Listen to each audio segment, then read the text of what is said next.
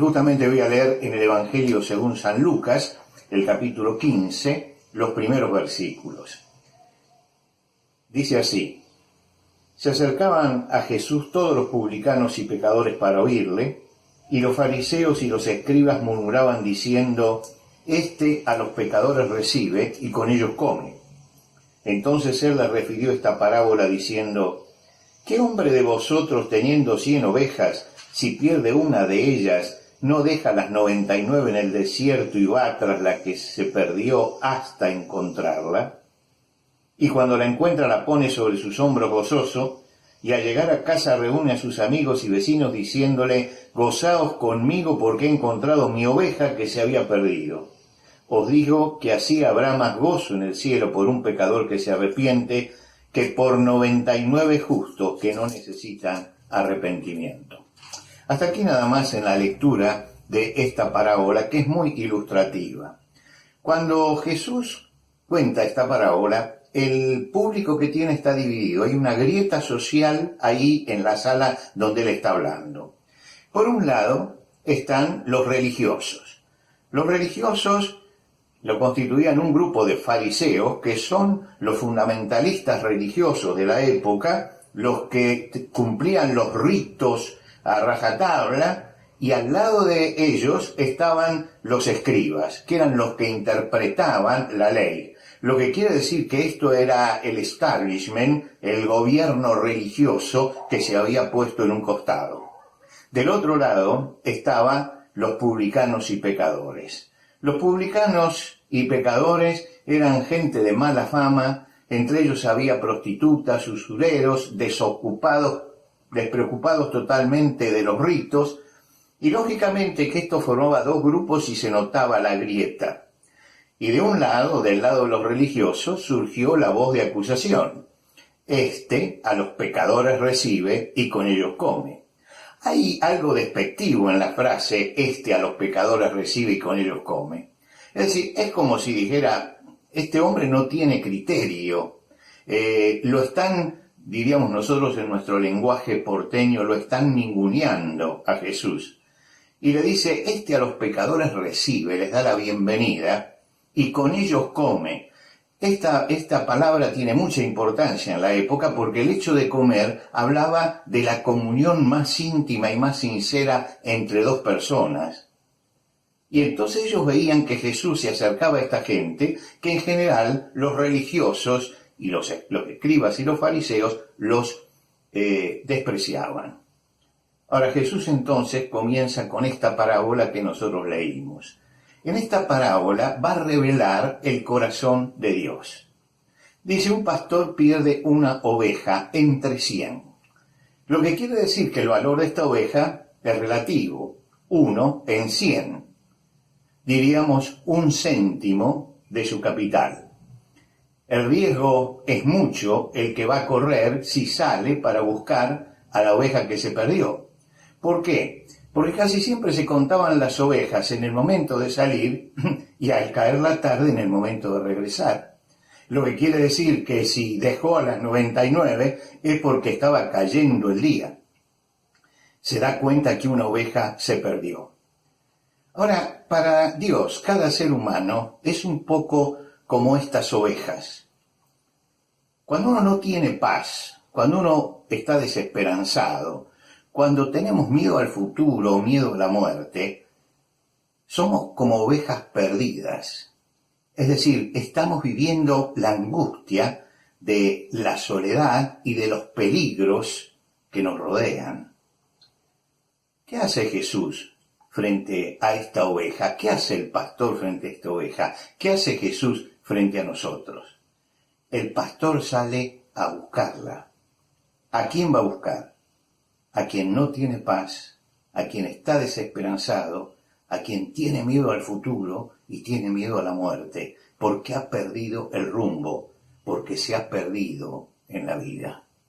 Y sale a buscarla sin interesarle quién es esa oveja, si es religiosa o no lo es, si es ignorante o si es sabio, si es adinerado, si es influyente, si es pobre, no interesa. Porque para Dios el valor del ser humano es el valor intrínseco de la persona. Para Dios somos personas. Para la sociedad somos individuos.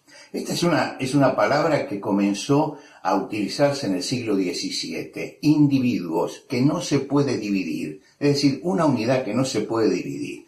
Simplemente nos relacionan como si fuéramos un número dentro de la sociedad. Es una palabra despectiva acerca del hombre llamarlo individuo. Jesús no piensa que esta oveja es un individuo. Piensa que allí, que el hombre que se pierde, el hombre, no importa cuán bajo haya caído en su vida, es alguien que es objeto del amor de Dios, porque en cada hombre está la impronta de Dios, está la imagen de Dios grabada en esa persona. Para Dios valemos como personas, porque llevamos esa imagen de Dios. No somos individuos, somos personas. Para el político, por ejemplo, o para el que hace estadísticas, está interesado únicamente en las masas. ¿Cuántos son los que me siguen? A Jesús no le interesaba. Él podía parar a la multitud que lo seguía porque allí había una mujer que sufría y ponerse a conversar con ella, y los demás que esperen. Él podía pararse a la entrada de una ciudad en el momento en que la multitud va con él y alejarse de la multitud y acercarse a un mendigo ciego y conversar con él. ¿Por qué? Porque Jesús ve el problema de la persona y a él le interesa la persona. A Dios le interesamos nosotros como personas. Y salir a buscarnos es un acto de amor. No hay un interés secundario. Es el acto más puro de amor. Muchas veces el amor se enturbia. Esta semana, en este momento en que estamos todos recluidos, estuve viendo una obra de teatro de Shakespeare, una de las famosas tragedias, El Rey Lear. El Rey Lear tiene hijas que declaman el amor por él. Y la declamación es maravillosa. Pero resulta que cuando él reparte la herencia, lo abandonan. No era amor eso, era un amor fingido, era un amor simulado. Ellas estaban detrás de él simplemente por lo que iban a recibir, y cuando lo recibieron dejaron de amarlo, ya no interesaba más la persona, ya tenían lo que habían buscado. Y eso es muchas veces lo que pasa, que la sociedad, mientras que seamos parte de la masa, mientras que seamos el número que se necesitan, entonces somos importantes, pero el individuo solo es nada más que un número. Un número es un individuo, no es una persona. Dios nos busca. Y es interesante esto que Jesús dice, el pastor sale a buscar la oveja, no espera que la oveja vaya al templo, no necesita un intermediario, no manda a otro, va personalmente. Él quiere hablar con nosotros como personas. Y Dios quiere acercarse a nosotros para llevarnos al lugar de la paz, de la esperanza, de la confianza, de la fe. Y podemos tener esperanza justamente por eso. El pastor perdió una entre 100, pero no se planteó, ¿conviene que me vaya al desierto en este momento? Es el 1%. ¿Por qué? Porque está movilizado por una fuerza tremenda, que es la fuerza del amor. El motor de Dios es el amor. Lo que moviliza a Dios es su amor, y por eso toma la iniciativa, y por eso viene a buscarnos, porque estábamos perdidos, y cuando Jesús vino, era el amor de Dios acercándose a nosotros que estábamos perdidos, y dice que la busca hasta encontrarla. Él está buscando ese encuentro. Y esta mañana, en que yo estoy seguro que muchos de los que están escuchando están angustiados, afligidos, sin paz, con temor frente al futuro y tal vez frente a la muerte, el Señor se acerca hasta nosotros porque nos está buscando. Nos está buscando hasta encontrarnos. ¿Por qué?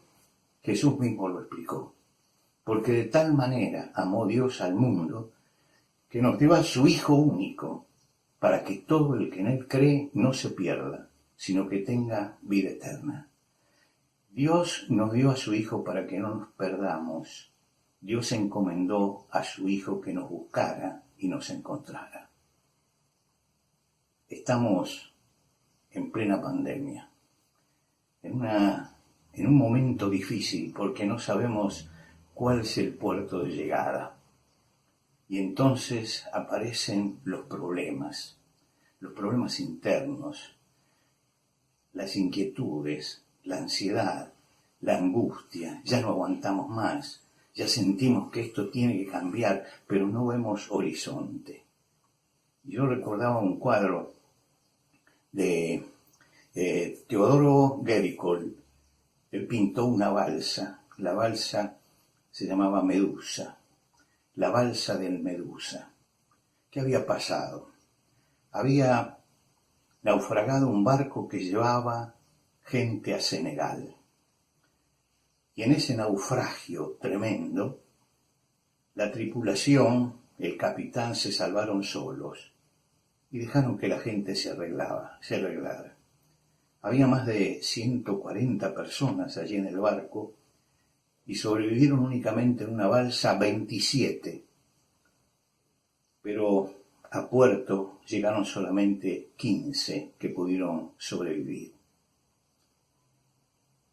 Géricault pintó esa balsa, pintó ese universo cerrado, pandémico, donde estaban todos allí. Y pintó varias actitudes. Están allí los que ya no tienen esperanza, los derrotados, los que se entregan sin pelear, los que están vencidos. Están los escépticos, que simplemente se meten dentro de sí mismos, porque lo único que esperan es el final. No creen que ya no hay ninguna salida. Pero cuando usted mira con atención el cuadro, hay algunos que están en la proa y estos están contentos. Y si usted mira con detalle, va a ver que en el fondo de todo hay una manchita. Es un barco que está viniendo. Es la salvación que está llegando. Dios nos está buscando para que no caigamos ni en la desesperanza ni en el escepticismo, sino que miremos el futuro con fe, porque Dios está allí y nos está marcando el camino. Ojalá esta mañana usted pueda encontrar a ese Dios que lo está buscando para empezar con Él una vida de paz y de esperanza.